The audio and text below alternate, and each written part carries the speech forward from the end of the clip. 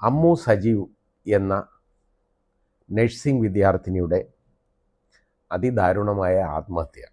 അത് ആത്മഹത്യ എന്ന് തന്നെ പറയുന്നു, അത് തന്നെയാണ് ആത്മഹത്യ. അതിനെ തുടർന്ന് ആ ആത്മഹത്യ ചെയ്യാനായിട്ട് ആ പെൺകുട്ടി എടുത്ത് ചാടി. അപ്പോൾ അതിൻ്റെ കാലിന് പരിക്കേറ്റു. പക്ഷേ അത് അവിടെ തിരിച്ചറിയാൻ കഴിയാതായിരിക്കാം മേ ബി. അത് കഴിഞ്ഞാൽ പിന്നുണ്ടാകുന്നത്, അത് അന്നേരമൊക്കെ അത് ബോധമുണ്ടായിരുന്നു അതിന്, അത് കോമയിലൊന്നും പോയില്ല. പക്ഷേ ആ പെൺകുട്ടിയെ ഹോസ്പിറ്റലിൽ കൊണ്ടുപോകുന്നതിലും അതിനകത്തൊക്കെ കുറേ വീഴ്ചകളും ദുരൂഹതകളും ഒക്കെ ഉണ്ട്. അതിന് കോട്ടയം മെഡിക്കൽ കോളേജ് അടുത്തുള്ളതാണ്. അവിടോട്ട് കൊണ്ടുപോകാതെ നേരെ തിരുവനന്തപുരം മെഡിക്കൽ കോളേജിലേക്ക് കൊണ്ടുപോവുകയാണ്. ഓൺ ദ വേയിൽ ആ പെൺകുട്ടി മരണപ്പെടുന്നു. അത് ആശുപത്രി ചെന്നപ്പോൾ അതിനെ ഡെത്ത് ഡിക്ലെയർ ചെയ്തിട്ട് വിടും. ഇതാണ് സംഭവം. അപ്പോൾ ഇതിൻ്റെ കാരണം എന്താണ് എന്ന് ഉള്ളതിനെക്കുറിച്ച് ഇൻവെസ്റ്റിഗേഷൻ, അതായത് വളരെ വലിയ ആ പെൺകുട്ടിയുടെ പിതാവ് ഈ ആത്മഹത്യക്ക് മുമ്പ് തന്നെ പോലീസിൽ പരാതി കൊടുത്തിരുന്നു. കാരണം ഒരു 3 പെൺകുട്ടികളുടെ പേരെടുത്ത് പറഞ്ഞിട്ട് അവരുടെ ഭാഗത്തു നിന്നുള്ള, അതായത് ഇതിനെ കൂടെ പഠിക്കുന്ന കുട്ടികൾ എല്ലാം 22 വയസ്സ് വീതമുള്ള പെൺകുട്ടികളാണെന്ന് ആലോചിച്ച് നോക്കിയുള്ളൂ. ആ 3 എണ്ണത്തിൻ്റെ പേരും എടുത്ത് പറഞ്ഞിട്ട് അവരുടെ ഇതിനെ ശല്യപ്പെടുത്തുന്നെന്നും ഇതിനെ ഒരുപാട് ബുദ്ധിമുട്ടിക്കുന്നെന്നും മാനസികമായ ഒരുപാട് പീഡനങ്ങൾ ഇതിന് കൊടുക്കുന്നെന്നും ഇതിനെതിരെ ഒരുപാട് ആരോപണങ്ങൾ പറയുന്നെന്നും പണം മോഷ്ടിക്കുക തുടങ്ങിയ കാര്യങ്ങളൊക്കെ, അതുപോലുള്ള കാര്യങ്ങളുമൊക്കെ പറയുക എന്നൊക്കെ പറഞ്ഞിട്ട് ഈ പെൺകുട്ടി ഒരു പട്ടികജാതി വിഭാഗക്കാരിയാണ്. അപ്പോൾ അതിനെ ഇങ്ങനെ പറയുന്നു എന്നുള്ള രീതിയിൽ പരാതി കൊടുത്തു. അന്ന് പോലീസ് അതിനൊരു കേസ് രജിസ്റ്റർ ചെയ്ത് കേസെടുത്ത് അന്വേഷിച്ചിരുന്നെങ്കിൽ ഈ മരണം ഒഴിവാക്കായിരുന്നു. അപ്പോൾ അത് നടന്നില്ല. ആ പരാതി ഇഗ്നോർ ചെയ്യുകയാണ്. കാരണം അത് മറ്റേതൊക്കെ മറ്റ് ജാതിയിലുള്ള ആളുകളാണ്, അതൊന്നും പട്ടികജാതിക്കാരിയല്ല. അതുകൊണ്ടാണല്ലോ ഈ ഒഫൻസ് വരുന്നത്, ഇല്ലെങ്കിൽ വരത്തില്ല. ഇപ്പോൾ നമ്മൾ കാണുന്നത് പോലീസ് അവസാനം വളരെ ഒരുപാട് സംഘടനകളും ഒക്കെ ഇത് ഏറ്റെടുത്ത് വലിയ പ്രശ്നമായി. യഥാർത്ഥത്തിൽ ഈ 24 ന്യൂസ് അവരാണ് യഥാർത്ഥത്തിൽ അതിനെക്കുറിച്ച് വളരെ നിർബന്ധമായിട്ട് ഇത് കൊണ്ടുവന്നു. സേവ് അമ്മു എന്നുള്ള രീതിയിൽ ആ ഇൻവെസ്റ്റിഗേഷൻ അതിനെക്കുറിച്ച് വന്നു. അപ്പോൾ ഇങ്ങനൊരു ആ പരമ്പരയൊക്കെ വന്നപ്പോഴത്തേക്ക് വലിയ പ്രശ്നമായി. അങ്ങനെ പോലീസ് അവസാനം അന്വേഷണം ഊർജിതമാക്കിയിട്ട് ഇപ്പോൾ അതിലെ ഒരു 3 പെൺകുട്ടികളെ മെനഞ്ഞാന്ന് രാത്രി അറസ്റ്റ് ചെയ്തു. ഇന്നലെ അവരെ കസ്റ്റഡിയിലെടുത്തു, അറസ്റ്റ് രേഖപ്പെടുത്തി കോടതി ഹാജരാക്കി റിമാൻഡ് ചെയ്തു. 22 വയസ്സ് വീതമുള്ള 3 പെൺകുട്ടികൾ അവർ റിമാൻഡിലാണ്, ജയിലിലാണ്. അവരുടെ ഭാവി ഒന്ന് ആലോചിച്ച് നോക്കിയുള്ളൂ. ഇനി അവരുടെ ജീവിതം ഏതാണ്ട് ഇതോടുകൂടി തീർന്നു എന്ന് നമുക്ക് കരുതാം. പെൺകുട്ടികളാണ്. ആൺകുട്ടികളാണെങ്കിൽ പിന്നെയും പറയാം, അവർ വേറെ ഏതെങ്കിലും എവിടെയെങ്കിലും ഒക്കെ പോയി ഒക്കെ രക്ഷപ്പെട്ട് എങ്ങനെയെങ്കിലുമൊക്കെ ചിലപ്പോൾ പൊക്കോളും. പക്ഷേ ഇത് പെൺകുട്ടികളുടെ ജീവിതത്തിൽ ഇങ്ങനെ നമ്മുടെ സമൂഹത്തിൽ ആണും പെണ്ണും തമ്മിൽ വ്യത്യാസമില്ലെന്ന് നമ്മൾ ഇക്വാളിറ്റിയൊക്കെ നമ്മൾ പറയും. പക്ഷേ ഇങ്ങനൊരു പോറൽ വീണാൽ ആ സമൂഹം എങ്ങനെയാണ് കാണുന്നത്? അതാണ് അവരുടെ ഒരു മാരേജ് പ്രോസ്പെക്ട്സ് പോലും ഇനി ഇതിനെ ബേസ് ചെയ്തിരിക്കത്തില്ലേ? ഒരു ജയിലിൽ കിടന്ന പെൺകുട്ടി എന്നുള്ളൊരു പേര് അവർക്ക് വരുത്തില്ലേ? അത് അവരുടെ ജീവിതത്തിലൊരു ക്ലൗഡ്, അതൊരു മേഘം, ഒരു കാർമേഘം അവരുടെ ജീവിതത്തിന് മേളിൽ വീഴുന്നതിന് തുല്യമല്ലേ? ഒരു വലിയ മുറിവല്ലേ ആ ജീവിതത്തിൽ സംഭവിച്ചേക്കുന്നത്? ഇത് നമ്മുടെ ഈ ചെറുപ്പക്കാരെ കുട്ടികളെല്ലാം ചിന്തിക്കേണ്ടതാണ്. ഇങ്ങനെയുള്ള ഈ കുഴപ്പങ്ങൾ ഇതെന്താണ് ഇതിന് കാരണം എന്ന് പറഞ്ഞാൽ, ഞാൻ ഒരു ഉദാഹരണം പറഞ്ഞിട്ട് ഞാൻ തുടങ്ങാം. അതായത് പറയാം, സാൻ ഫ്രാൻസിസ്കോയിൽ, അമേരിക്കയിൽ, അവിടെ ഒരു ഗോൾഡൻ ഗേറ്റ് ബ്രിഡ്ജ് എന്ന് പറയുന്ന ഒരു വലിയ പാലമുണ്ട്.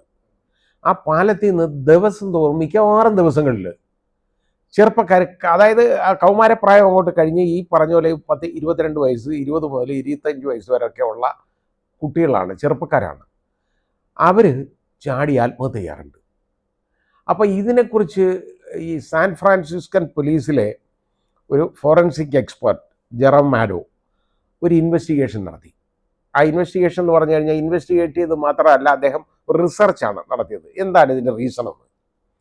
അവസാനം ഇതേപോലെ ആ റിസർച്ച് ഒരു ദിവസം നിർത്തുകയാണ് അദ്ദേഹം. നിർത്താനുള്ള സാഹചര്യം, ഒരു കുട്ടി, അതായത് ഒരു ചെറുപ്പക്കാരൻ, 24 വയസ്സേ ഉള്ളൂ, അവനെ ഈ പാലത്തിൽ നിന്ന് ചാടി ആത്മഹത്യ ചെയ്തു കഴിഞ്ഞപ്പോൾ ഈ പാലത്തിൽ നിന്ന് ഒരു 4 കിലോമീറ്റർ മാറിയാണ് അവൻ താമസിച്ചിരുന്ന അപ്പാർട്ട്മെൻറ്റ്. അത് ഇയാൾ കണ്ടുപിടിച്ചു. ജെറോം മാഡോ അവിടെ പോയി അവൻ്റെ അപ്പാർട്ട്മെൻറ്റ് പരിശോധിച്ചപ്പോൾ സാധാരണ കിട്ടുന്ന പോലെ ഒരു സൂയിസൈഡ് നോട്ട് അവന് എഴുതി വെച്ചിട്ടുണ്ട്. 2 വാചകങ്ങളേ ഉള്ളൂ.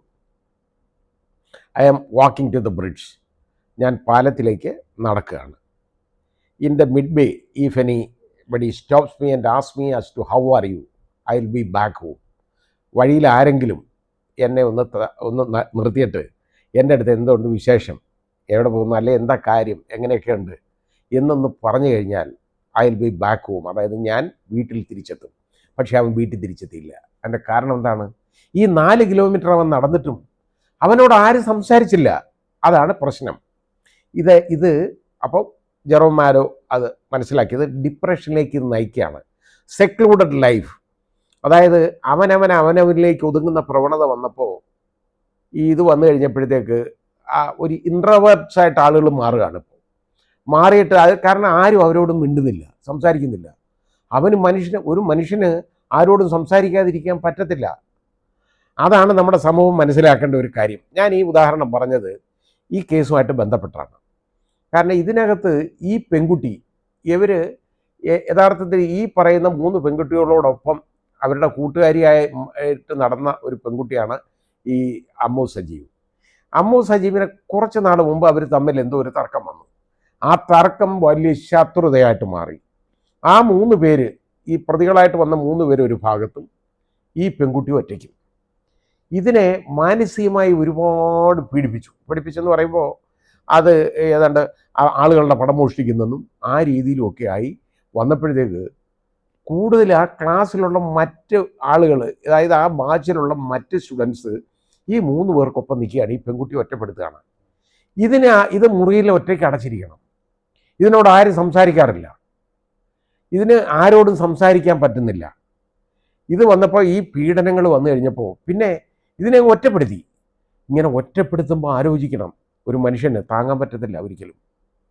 ഈ പെൺകുട്ടിക്ക് അത് 22 വയസ്സ് പ്രായമേ ഉള്ളൂ. അതിൻ്റെ ജീവിതത്തിൽ താങ്ങാൻ പറ്റാത്ത ഒരു വലിയ ഒരു അവസ്ഥയായിരുന്നു. അതിനെ ഒറ്റപ്പെടുത്തിയപ്പോൾ അതിനാരോടും സംസാരിക്കാനില്ല.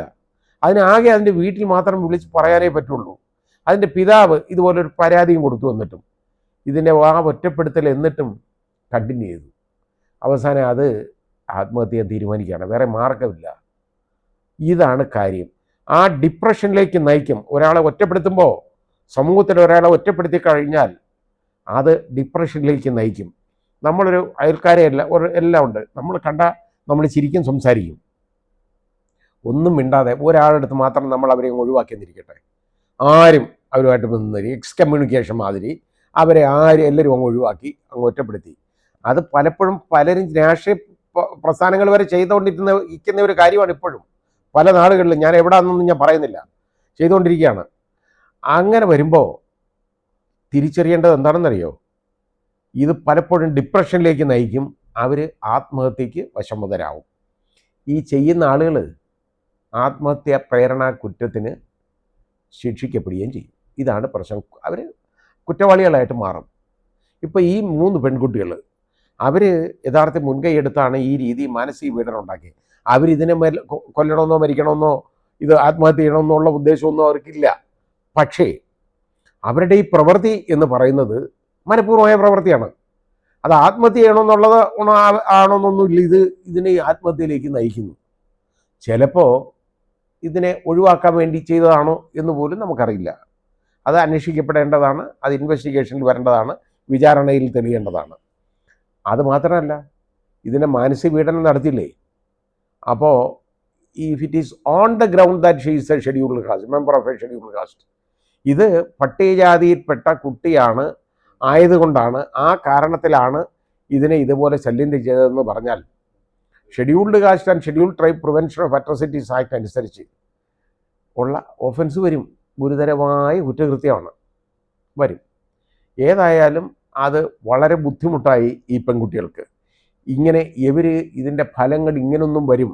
അതായത് ഇവർ ആത്മഹത്യ പ്രേരണാ കുറ്റത്തിന് അകത്താകും. അല്ലെങ്കിൽ പട്ടികജാതി പട്ടിക വർഗ പീഡന നിരോധന നിയമം അനുസരിച്ച് അതനുസരിച്ച് ഇവരകത്താകും എന്നൊന്നും ഉദ്ദേശിച്ച് കാണത്തില്ല. ഇവർ 22 വയസ്സല്ലേ ഉള്ളൂ. ആ രീതിയിൽ അങ്ങ് പെരുമാറിയിട്ടുണ്ട്. പക്ഷേ ഇനിയെങ്കിലും ക്യാമ്പസിലെ മക്കൾ മനസ്സിലാക്കേണ്ടതാണ്, നിങ്ങൾ ഇതുപോലൊരു കുട്ടിയോടും ചെയ്യരുത്. ആർക്കും മനുഷ്യന് തെറ്റ് പറ്റാം. ഇപ്പോൾ അമ്മു സജീവിൻ്റെ ഭാഗത്തു നിന്ന് എന്തെങ്കിലും ഒരു തെറ്റുണ്ടായിരുന്നെങ്കിൽ നിങ്ങൾക്ക് ക്ഷമിക്കാമായിരുന്നല്ലോ. അതങ്ങ് ക്ഷമിക്കേണ്ടതല്ലായിരുന്നു. അല്ലാതെ അതിനെ ഇതേപോലെ മാനസികമായിട്ട് പീഡിപ്പിക്കുകയും ഒറ്റപ്പെടുത്തുകയും ചെയ്യണമായിരുന്നു. സമൂഹത്തിൻ്റെ സഹായമില്ലാതെ ഒരു മനുഷ്യനും ഈ സമൂഹത്തിൽ ഒറ്റയ്ക്ക് കഴിയാൻ ഒക്കത്തില്ല. മറ്റ് ആളുകളുടെ സഹായം വേണം. അപ്പോൾ എല്ലാവർക്കും ഈ ഒരു ബാധ്യതയുണ്ട് സമൂഹത്തോട്. കാരണം ഈ സമൂഹത്തിൻ്റെ സഹായം നമുക്ക് വേണം എന്നുള്ള ആ ബാധ്യത അതൊന്നും മനസ്സിലാക്കണമുണ്ടെന്ന്. സമൂഹത്തിൽ ഒറ്റപ്പെടുത്തി കഴിഞ്ഞാൽ ഡിപ്രഷനിലേക്ക് അത് നയിക്കപ്പെടും. അവസാനം അത് മരണത്തിൽ കലാശിക്കും. പലപ്പോഴും ചിന്തിക്കണം, മനസ്സിലാക്കണം.